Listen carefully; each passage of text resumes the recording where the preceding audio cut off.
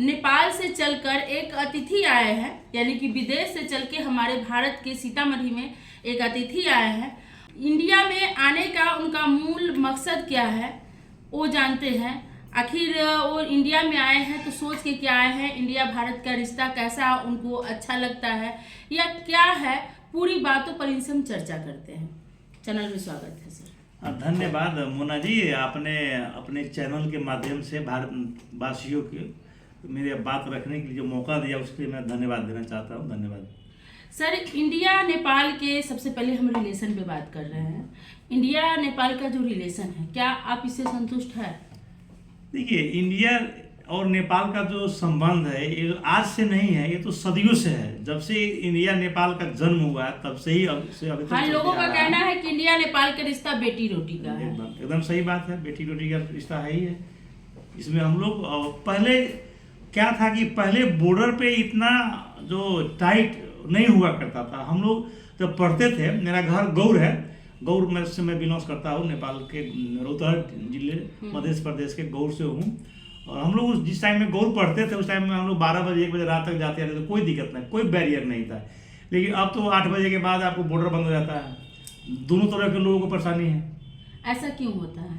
ऐसा तो अब भारतीय गवर्नमेंट से पूछने की जरूरत है आप लोगों को, हम लोग को नेपाल गवर्नमेंट से पूछने की जरूरत है। ऐसा नहीं होना चाहिए, क्योंकि बॉर्डर पे समस्या हम लोग के पास है, तो हमारी समस्या को ना भारत सरकार सुन रही है ना नेपाल सरकार सुन रही है। बॉर्डर के पास रहने वाले लोग तस्करी ज्यादा करते हैं। जैसे कि हमने भी एक न्यूज चलाया था, हम उसको देखे थे, सर पे बोरी डालकर या ऐसे, मतलब तस्करी उनका काम ज्यादा रहता है। ये आपने अभी आरोप लगाया कि भारत बॉर्डर पर रहने वाले लोग सब तस्करी करते हैं। सब के सब तस्करी नहीं करते हैं। कुछ लोग हैं जो व्यापार करते हैं, बिजनेस करते हैं, इस चीज़ को लेके उन लोग को, हाँ, वो लोग तस्करी करते हैं। सारे के सारे जनता तस्कर नहीं है, ना नेपाल के तस्कर है ना भारत के तस्कर है। इसमें ये मेरा मानना है कि वो तस्कर नहीं है, बिजनेसमैन लोग है वो तो तस्करी। अब ये जहाँ का भी रूल है, ये भारत नेपाल का तो है नहीं। जो बॉर्डर पर रहते हैं तो वो तस्करी मतलब कर छली का काम ज़्यादा करते हैं। भारतीय गवर्नमेंट को भी घाटा है इससे और नेपाल गवर्नमेंट को भी घाटा है। जो कर छली करके तस्करी करके लेके जाए, वही चीज़ भंसार के थ्रू जाए तो थोड़ा महंगा पड़ेगा। सर, ये भंसार की चर्चा आपने किया है तो ये बातें मेरे मन में बहुत दिनों से चल रही है, तो हमने सोचा कि आपसे सवाल मैं कर लूँ। इंडिया में आने के लिए कोई भंसार की जरूरत नहीं है, लेकिन नेपाल में हम जाते हैं तो हमें भंसार कटाना पड़ता है। ऐसा क्यों करना पड़ता है? देखिए, अब ऐसा क्यों करना पड़ता है, ऐसे अब आपको नेपाल जब इंटर करेंगे, इंटर करने के बाद आपको 30 से 40 किलोमीटर कोई भंसार नहीं है। आप लोग को ये बात जानकारी नहीं, 5 किलोमीटर तक कोई नहीं है। 5 किलोमीटर बाद जाते हैं तो हमसे भंसार खोजा जाता है। नहीं है, ऐसा नहीं है। आपको पता नहीं, इसलिए आप उस पुलिस से पूछिए, भाई कहाँ लिखा हुआ है, बताओ तुम्हारा भंसार का जो नियम कानून है बताओ हमको। 30 किलोमीटर का कोई भंसार ही नहीं लगता है। हम लोग के भी घर में इंडिया गाड़ी है ना। 30 किलोमीटर तक जाते हैं तो कोई भंसार नहीं है। इंडिया के मुकाबले नेपाल में बहुत महंगा प्रोडक्ट मिलता है, खाने के से लेकर के पहनने तक और चलने तक की सामान। तो क्या आपको लगता है कि नेपाल से ज़्यादा इंडिया में खरीदारी करने में बेहतर होता है? देखिए, ऐसा बात है, अब नेपाल में महंगा इसलिए सामान मिलता है प्रोडक्ट, वो सारे के सारे सामान इंडिया से ही जाते हैं। जैसे कि अब खाद्यान्न का सामान हो, जैसे कि आप हम लोग का बॉर्डर तो बरिनिया बॉर्डर हुआ। हम लोग बरिनिया में 2 चावल अब 850-900 रुपये ऐसी में मिलता है, वही 22-23 रुपये नेपाल में मिलता है। तो महंगा तो है ही। कपड़ा का भी वही हाल है। तो यहाँ का जो प्रोडक्ट है, जो फैक्ट्री है, उस तरह से नेपाल में फैक्ट्री प्रोडक्ट नहीं होता है, इसलिए महंगा पड़ जाता है। और इंडिया से भी तो आप ज़्यादा सामग्री लेकर नहीं जा सकते हैं, बस थोड़ा सा यूज लायक ही लेके जा सकते हैं। घर मतलब पर्सनल यूज के लिए ले जाने के लिए कोई दिक्कत नहीं है। व्यापार व्यवसाय करने ले जाने के लिए उसके लिए तो कस्टम लेके ही लोग जाते हैं ना, कस्टम। चलिए सर, इंडिया की बात करते हैं तो जब भी नेपाल पे मुसीबत आई है, भारत जो है अपना परिवार समझ के नेपाल को मदद किया है, लेकिन नेपाल पर कई बार आरोप लगा है कि नेपाल बातों में कहिए ज़्यादा रहते हैं।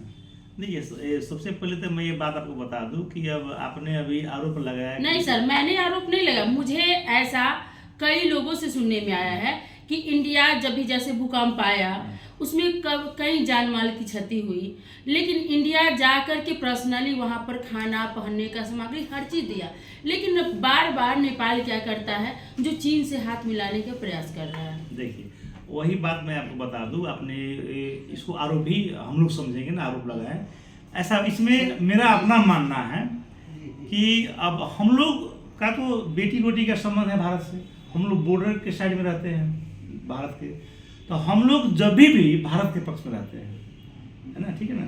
हम लोग जितने अब मधेश कॉरिडोर से जो नेपाल के 22 जिला में बसे हुए मधेसी समुदाय के लोग हैं, यानी कि नेपाल में 2 किस्म के लोग रहते हैं ना, एक पहाड़ी समुदाय के लोग, एक मधेसी समुदाय के लोग, जिनका वेशभूषा रहन सहन खान पीन भारतीयों से मिलता है, वो सब मधेसी समुदाय के लोग हैं। 3 करोड़ में 1.5 करोड़ तो मधेसी है, कम से कम 1.5 करोड़ लोग तो भारत के पक्ष में है। तो लेकिन ये हम लोग मधेसी समुदाय के लोग भारत में पक्ष में होने के बावजूद भी भारतीय जो राज्य सत्ता है उससे हम लोग को कोई मतलब किस्म का वो सुरक्षा हो अथवा जो भी हो फैसिलिटी नहीं मिल पाता है। भारत को भी पहाड़ी शासक बल चाहिए, भारत को भी चाहिए पहाड़ी शासक बल। अब हम लोग मान लीजिए मैं नेपाल से इंडिया आया हूँ, तो मेरा क्या आइडेंटिटी है? मैं कहूँगा कि मैं नेपाली, आप ही नहीं मानेंगे हम नेपाली, आप कहिएगा बिहारेस होंगे, क्योंकि आपका फेस मेरा फेस मिलता है, भाषा भी मिलता है, रहन सहन भी मिलता है, खाने पीने का चीज भी मिलता है। यही में कोई अब नेपाली टोपी लगा के आ जाएगा तो कहिएगा अब नेपाली है। समस्या मेरे साथ भी विभेद है ना, इसलिए मैं भारतीय को यही कहना चाहूँगा कि कमती में वहाँ पे अब भारतीय फेस से मिलने वाले लोग हैं, उन लोग को भी बढ़ाने में, उनका समुदाय को विकास करने में मदद करने की जरूरत है। यानी भारत सरकार से आप कह रहे हैं कि जो भारतीय नेपाल में जो दिखते हैं कि भारतीय है, उनका सहयोग करे, उनको बढ़ावा के लिए सपोर्ट करे। एकदम करना जरूरी भी है ना। अच्छा सर, आप नेपाल में अंदर जाते होंगे जहाँ पर पहाड़ी लोग रहते हैं, तो वहाँ तो लोग कभी कभी आपको इंडियन भी समझ लेता होगा। स्वाभाविक है, हम लोग को तो धोती मधेसिया कहता है ना वहाँ पे काठमांडू में, हम लोग को ये वही टैग मिला है धोती मधेसी का लोग रहता है। फिर भी हम लोग घुटन सा के रहते ही हैं अपने स्वाभिमान के लिए। तो देश में तो हम लोग तो आखिर कितना भी कुछ कह लेगा, हम तो नेपाली हैं, भारतीय तो है नहीं। मतलब जन्म से नेपाली है या एकदम, हम लोग बाई बर्थ नेपाली है। हम लोग चाहते हैं कि नेपाल और भारत का संबंध अच्छा रहे, कभी इसमें टूट फूट ना हो, कभी मनमुटाव ना हो। हम लोग तो भारत के ही पक्ष में है। और चाइना का ऐसा है, जब जब कम्युनिस्ट का सरकार आया है तो चाइना का प्रभाव बढ़ गया है, क्योंकि कम्युनिस्ट शासक जो पार्टी सब है वो चाइना के प्रति थोड़ा लोयल है। और पहाड़ियों का क्या है ना, वो पहाड़ी शासक वर्ग जितने भी खसवादी शासक वर्ग है किसी भी पार्टी से, अधिकतर आपको कम्युनिस्ट पार्टी में जितने भी नेता है उन लोगों का क्या लगता है कि हम भारत को गाली देंगे, बहुत बड़ा राष्ट्रवाद हो जाएंगे नेपाल में, ठीक है ना। तो वो एक फंडा है, वो स्टंट करने के लिए जितना भारतीय को गाली देगा आपको कम्युनिस्ट पार्टी वाले लोग सब, वो भारत को विस्तारवादी कहेगा, भारत को अब विभिन्न किस्म का आलोचना लगाता है कि नेपाल का जमीन हड़प लिया है, ऐसा कुछ नहीं है। तो भारतीय को वो सब विस्तारवादी करता है और भारत को दिन भर गाली देता है और शाम के पास जाकर एमएसी में वो चाय नाश्ता करता है भारतीय एमएसी में। अच्छा एक चीज बताइए, वो भारत को क्यों गाली देता है? भारत उसके कौन सी जमीन को हड़प लिया है? अब तो हम लोग को तो नहीं लगता है ऐसा है कि हम बॉर्डर पे रहते हैं। क्या है कि उसका कौन सा जमीन हड़प लिया है? अब वो बॉर्डर साइड से जमीन के बारे में वो चर्चा करते, लेकिन वो लोग का मानना यही है कि जितना भारत को गाली देंगे उतना बड़ा नेपाल में राष्ट्रवाद कहलाएंगे, हम लोग को पार्टी से वोट, यानी कि वायरल होने के लिए वो लोग क्या करते हैं, भारत को टारगेट करते हैं। एकदम, जैसे कि मान लेते हैं जैसे आप भारत से है, तो जहां तक हम लोग सुनते हैं अब भारत में क्या है कि जितना पाकिस्तान को गाली दीजिएगा वहाँ बहुत बड़ा राष्ट्रवाद कहलाइएगा, ठीक है ना। उसी तरह नेपाल में एक स्टैंड हो गया है, भारत जितना पहाड़ी शासक वर्ष है कम्युनिस्ट माइंडेड लोग सब, तो जितना भारत को गाली देगा उतना उसका जनता के प्रति झुकाव बढ़ेगा, वोट बैंक के रूप में यूज करता है कम्युनिस्ट लोग सब। भारत के विपक्ष में जाके भारत को गाली देके आप कभी देख लीजिए, जब देखिए अब एक ऐसा चीज भी है, अब मान लीजिए नेपाल संसार में कहीं एक क्रिकेट मैच होता है, अब भारत में और पाकिस्तान में मैच हो जाएगा तो 99% पहाड़ी पाकिस्तान के पक्ष में रहता है, पाकिस्तान में जीते ऐसा फीलिंग होता है। फिर भी अब भारतीय संस्थापक अब इन लोग को सपोर्ट में ज़्यादा करता है। अब मैं बता दूं आपको, अब भारतीय एम्बेसी नेपाल में है, काठमांडू में है। अब एम्बेसी से हर एक साल आपको विभिन्न कल्चरल प्रोग्राम के तहत विद्यार्थी को पढ़ने के लिए फ्री में भेजा जाता है, स्टाइपेंड भी मिलता है। तो उसमें अधिकतर तो पहाड़ी शासन पर जाते हैं, उसमें अधिकतर अपर कास्ट के लोग जाते हैं, दलित का पहुंच नहीं है। एक भी दलित को नहीं मिला है अभी तक सिलेक्शन भारतीय एमएससी से पढ़ने के लिए कोलंबो प्लान से। मतलब निचले स्तर के लोगों को कहीं भी कोई गुजारा नहीं है, क्योंकि अब ये लोग फोड़ के रखा हुआ है ना, विभिन्न पार्टी के रूप में जुट फोड़ के रखा हुआ है, एक अर्थ तो होने नहीं देता है। अब भारत में तक दलित के हक संविधान में भी अच्छा नहीं लिखा हुआ है।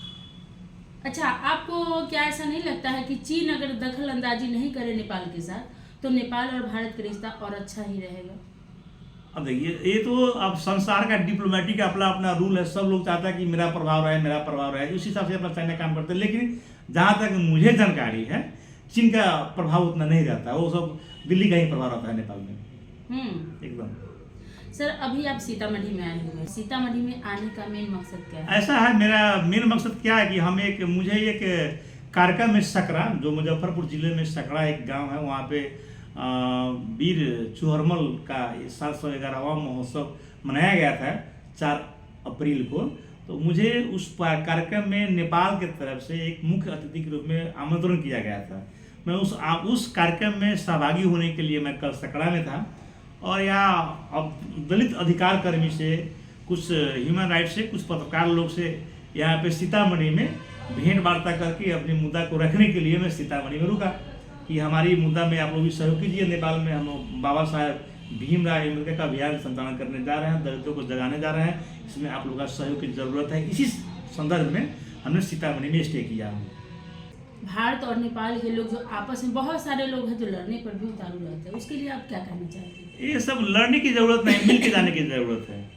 हम लोग ने अब नेपाल में आज से 2 महीना पहले फरवरी में 15 से 19 फरवरी को हम लोगों ने एक विश्व स्तर का कार्यक्रम किया था वर्ल्ड सोशल फोरम का, जिसमें मैं नेपाल की तरफ के से मैं आयोजक कमेटी का मेंबर भी रह के मैं काम किया। मैं बहुत सारे विश्व के 98 देशों से लोग सहभागी हुए थे, लगभग 2-4 लाख से ज़्यादा ही आदमी आए थे काठमांडू में पार्टिसिपेट। भारत से भी बहुत सारे लोग गए थे। तो हम लोग का एक ही नारा था कि मिल के चलो, ठीक है ना। अब अनदर वर्ल्ड इज पॉसिबल, दूसरी दुनिया संभव है, सारे विभेद को हटा देंगे तो दूसरी दुनिया संभव है का नारा था। इसमें सबका समान अधिकार मिले, वही इशू लेके हम लोग विश्व सामाजिक मंच में अपना कार्यक्रम रखे थे।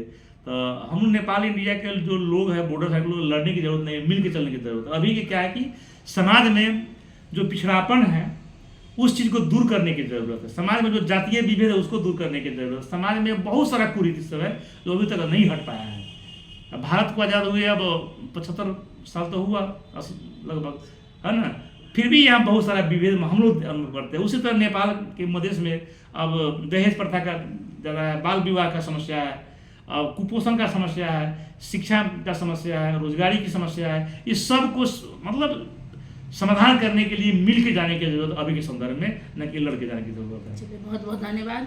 तो आपने देखा कि नेपाल से आए हुए हैं अतिथि हमारे सीतामढ़ी में, और इनका जो चाह है कि भारत सरकार मधेसियों पर ध्यान दे।